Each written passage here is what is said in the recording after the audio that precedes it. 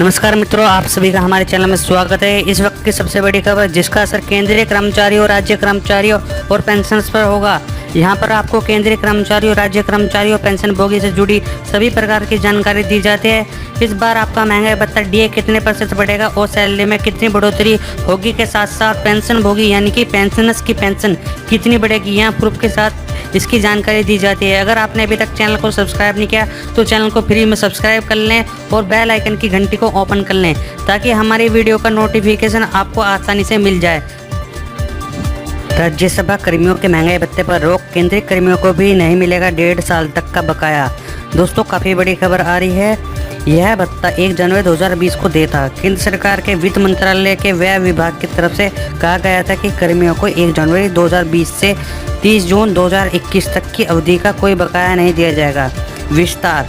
कोविड-19 के चलते केंद्र सरकार ने अपने कई तरह के खर्चों में कटौती की है। सरकारी कर्मियों का महंगाई भत्ता और पेंशन भोगियों की महंगाई राहत की अतिरिक्त किस्त का भुगतान पहले से रोक दिया गया था।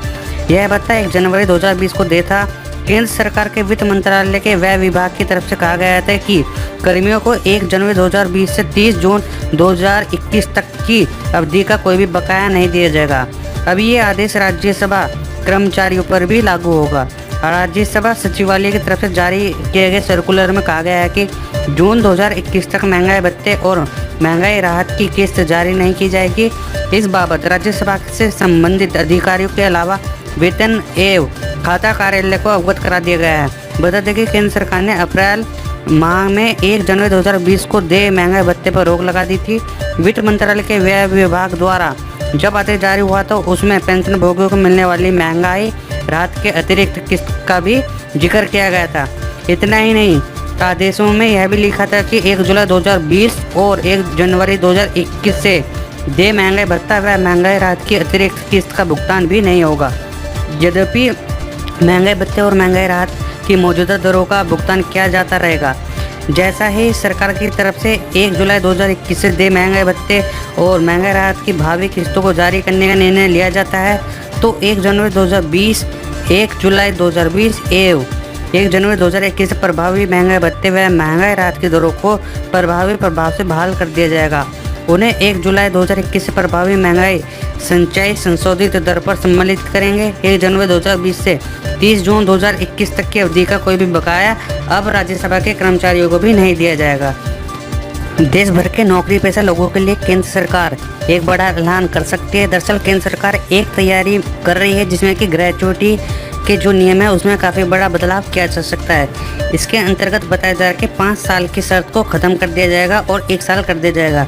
इसके अलावा फिक्स टर्म पर काम करने वालों को भी ग्रेचुइटी देने का प्रावधान लाया जा सकता है। इस बदलाव के बाद ग्रेचुइटी के लिए किसी कंपनी में 5 साल तक काम करना जरूरी नहीं होगा। सरकार की तैयारी की अब जितने दिन काम उतने दिन की ग्रेचुइटी मिलेगी। फिक्स टर्म वालों को भी ग्रेचुइटी का फ़ायदा मिलेगा। हालांकि अभी यह तय नहीं है कि केंद्र सरकार जब इसके ऐलान में कितना समय लेगी, लेकिन सरकार के इस फैसले के बाद करोड़ों कर्मचारियों को राहत मिलेगी। क्या है ग्रेचुइटी को लेकर सरकार की तैयारी? सूत्रों के मुताबिक नौकरी बदलने पर ग्रेचुइटी ट्रांसफ़र का विकल्प मिलेगा। सरकार ग्रेचुइटी के मौजूदा स्ट्रक्चर में बदलाव करने की तैयारी कर रही है। पीएफ की तरह हर महीने की ग्रेचुइटी कंट्रीब्यूशन का प्रस्ताव दिया गया है। ग्रेचुइटी को भी वैध रूप से सीटीसी का हिस्सा बनाने का प्रस्ताव है। सूत्रों के मुताबिक लेबर मिनिस्ट्री ने प्रस्ताव पर काम शुरू कर दिया है। एम्प्लॉय एसोसिएशन के साथ बैठक पर चर्चा हो चुकी है। पीएफ ट्रस्ट के तहत ग्रेचुइटी को भी लाने पर विचार हो रहा है। हालांकि सूत्रों का कहना है कि ग्रेचुइटी मिलने का न्यूनतम समय 1 साल तय होगा। अभी सिर्फ स्थायी कर्मचारियों को 1 साल की घोषणा की गई है। टैक्स लाभ नए स्ट्रक्चर से कंपनी को मिल सकता है। फ़ायदा, मासिक कंट्रीब्यूशन से कंपनियों को एकमुश्त रकम देने की ज़रूरत नहीं होगी। क्या होगा ग्रेचुइटी का? आसान भाषा में समझे तो किसी कंपनी में लगातार कई सालों से काम करने वाले कर्मचारी को सैलरी, पेंशन और प्रोविडेंट फंड के अलावा जो पैसा मिलता है उसे ग्रेचुइटी कहते हैं।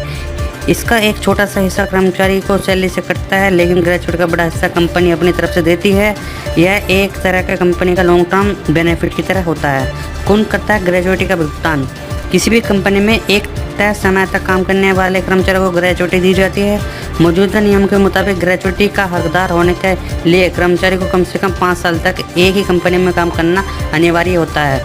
मीडिया रिपोर्ट्स के मुताबिक इस समय सीमा को 5 साल से घटा के 1 साल करने की बात हो रही है। ग्रेचुटी एक्ट के मुताबिक जिस कंपनी में 10 या उससे अधिक कर्मचारी होते हैं उस कंपनी के कर्मचारियों को ग्रेचुटी का लाभ मिलता है।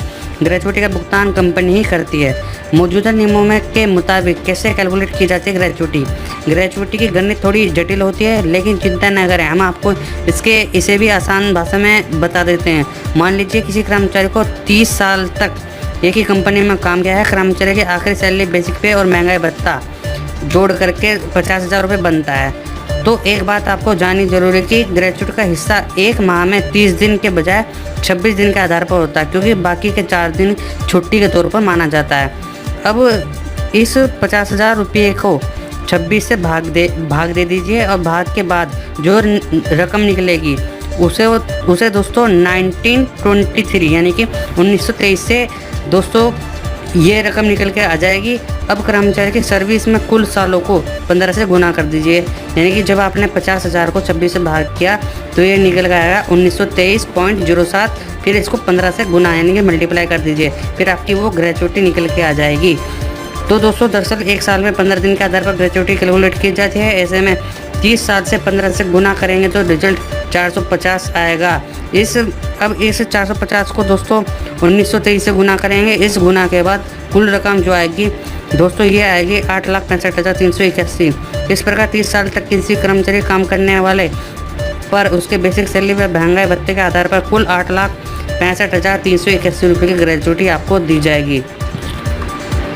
कर्मचारी भविष्य निधि संगठन EPFO ने 105 करोड़ रुपए के एरियर के साथ साथ 870 करोड़ रुपए की पेंशन जारी की है, जिसमें कि दोस्तों काफ़ी बड़ी खबर आ रही है। कर्मचारी भविष्य निधि संगठन EPFO की कर्मचारी पेंशन योजना के तहत पेंशन फंड में आंशिक निकासी की सुविधा बहाल करने के फैसले को लागू करने के बाद EPFO ने 105 करोड़ रुपए के एरियर के साथ 870 करोड़ रुपए की पेंशन जारी की है।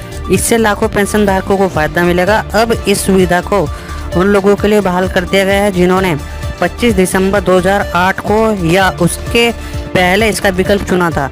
पेंशन कंप्यूटेशन के तहत पेंशन में अगले 15 साल तक 1/3 की कटौती होती है और घटी हुई राशि का एकमुश्त दे दी जाती है। 15 साल बाद पेंशन भोगी पूरी राशि लेने का हकदार होता है। आपको बता दें कि अगस्त 2019 में श्रम मंत्री का अध्यक्षता में EPFO का फैसला लेने वाले शीर्ष निकाय केंद्रीय न्यासी बोर्ड ने 5.5 लाख पेंशन भोगियों के लिए कंप्यूटेशन की सुविधा बहाल करने के प्रस्ताव को मंजूरी दे दी थी। अब क्या होगा? सरकार की ओर से जारी बयान के मुताबिक पहले कंप्यूटेड पेंशन को बहाल करने का कोई प्रावधान नहीं था और पेंशनर्स को कंप्यूटेशन के एवज में जीवन भर कम पेंशन मिलती थी। मंत्रालय ने कहा है कि कर्मचारी पेंशन स्कीम 1995 के तहत यह पेंशनर्स के फायदे के लिए उठाया गया एक ऐतिहासिक कदम है। EPFO अपने 135 क्षेत्रीय कार्यालयों के जरिए 65 लाख पेंशनर्स को पेंशन देता है। EPFO के अधिकारियों और पेंशन कर्मचारियों ने कोविड-19 लॉकडाउन के दौरान तमाम दिक्कतों के बावजूद मई 2020 की पेंशन राशि को प्रोसेस किया है, ताकि पेंशनर्स को तय शेड्यूल के मुताबिक पेंशन मिलने में कोई परेशानी ना हो। इससे पहले फरवरी में श्रम मंत्रालय ने EPS 95 के तहत पेंशन कंप्यूटेशन की व्यवस्था को बहाल करने के लिए EPFO के फैसले को लागू कर दिया था। इससे 6.5 लाख पेंशनर हैं उन्हें फ़ायदा होगा। सब्सक्राइबर्स द्वारा पेंशन फंड से आंशिक तौर पर निकासी करने पर 15 साल तक कम पेंशन मिलता है। इस व्यवस्था को पेंशन कंप्यूटेशन कहते हैं। मंत्रालय के फैसले के बाद ये पेंशनर्स की 15 साल पूरे होने के बाद पूरी पेंशन प्राप्त करने का हकदार होगा। पूर्व में EPS 95 के तहत सदस्यों को अपनी पेंशन का 10 साल के लिए 1/3 की कटौती की अनुमति थी। पूरी पेंशन 15 साल बाद बहाल हो जाती थी। केंद्र सरकार के कुछ श्रेणी के कर्मचारियों के लिए यह सुविधा अभी भी उपलब्ध है। इससे पहले कंप्यूटेड पेंशन का रेस्टोरेशन का प्रावधान नहीं था। इसी वजह से पेंशनर्स को जिंदगी भर घटी हुई पेंशन ही मिलती थी। कम्यूटेड जो पेंशन है इसका रिस्टोरेशन का कदम पेंशनर्स को फ़ायदा पहुंचाने के लिए EPS 95 एम्प्लॉयज़ पेंशन स्कीम 1995 के तहत एक ऐतिहासिक कदम है। इसके जरिए 6.5 लाख पेंशनर्स को फ़ायदा हुआ। पेंशन कंप्यूटेशन का विकल्प लेने वाले मासिक पेंशन में अगले 15 साल तक 1/3 की कटौती होती है और घटी हुई राशि एकमुश्त दे दी जाती है। 15 साल बाद पेंशन भोगी पूरी राशि लेने का हकदार होता है। श्रम मंत्रालय ने 25 सितंबर 2008 को या उसके पहले EPFO के पेंशन कोष से आंशिक निकासी की सुविधा का लाभ उठाने वाले पेंशन भोगियों के लिए पेंशन कम्यूटेशन रेस्टोरेशन की सुविधा दिए जाने को लेकर अधिसूचना 2020 को जारी की थी। इस फैसले से 6.5 लाख पेंशन भोगियों को फायदा मिलेगा।